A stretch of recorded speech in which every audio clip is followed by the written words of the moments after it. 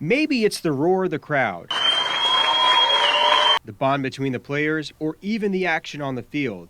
But sports has the ability to bring us together, even in times of sorrow. Jackson Yelle played on the club baseball team at Elon University. His love for the game of baseball went beyond the playing field. He unintentionally started a tradition with his dad, Scott, in 2007 when the pair started their first MLB game together, the Boston Red Sox at the Oakland Athletics. We just kept going to baseball games, San Francisco, San Diego, so on and so forth. And we realized we had 4 or 5 under our belt. And I said to him one day, I said, hey, we should try to get to all 30 major league ballparks together. And he's like, sure, let's go for it, right?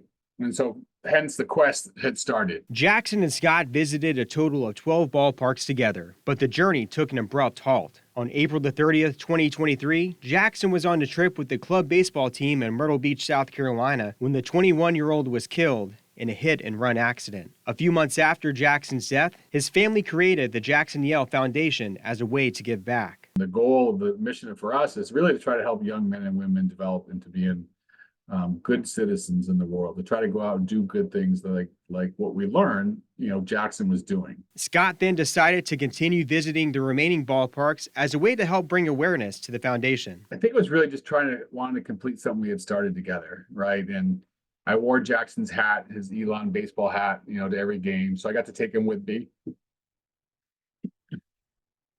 He may not have been there physically, but he was there spiritually. With the support of family, friends, and a few of Jackson's teammates, Scott completed the trip earlier this month on June the 9th in Detroit, Michigan. At each stop along the way, Scott presented a $1,000 check from the foundation to the MLB Nike RBI program. There was a sense of accomplishment, right? I finished something that Jackson and I had started, and it was a good day, even though it was, obviously bittersweet. I would have loved to finish the journey with Jackson rather than, kind of on my own. But I was very happy. The Yelle family hopes to continue growing their foundation in the coming years and carry on Jackson's legacy. I think he'd be, thrilled and, excited that the journey happened and that some cool things and some cherished memories came out of it. Reporting in the Triad, Zach Tucker, ABC 45 News.